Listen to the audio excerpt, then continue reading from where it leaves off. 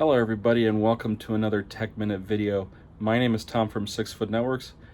This one is going to pertain to my reasoning for installing computers on top of a table. So you can see here we are on top of a workstation here in this client's office, and you can actually see behind here the old 2013 model Mac Pro that I installed, I don't know, 6 or 7 years ago, and it is also on top of the desk.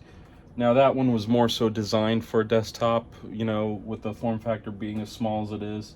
It's not very big. My whole hand can pretty much cover it.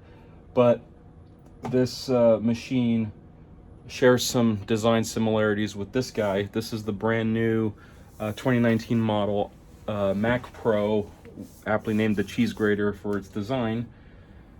I guess second generation of Cheesegраter. But here's the reason why I decided to install these on top of a desk. Now, this has feet. You could easily put this on the floor and you'd get away with it too.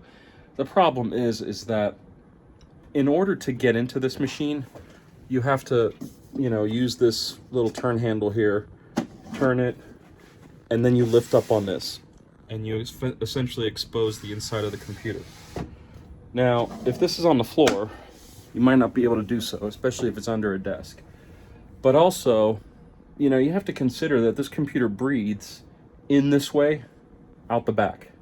So, and there's 4 pretty major fans back here that draw in air and push them out the back. If this was on the floor with foot traffic and everything, you could potentially risk clogs. Now, there's some filtration in here, and Apple kind of did a pretty neat design on it. But, personally, I would want to show this thing off, but that's just me. Anyway, performance drops when computers can't breathe because they get hotter inside, the temperature goes up, performance goes down when that happens. So I prefer to install these on the table, but I always leave it up to the client.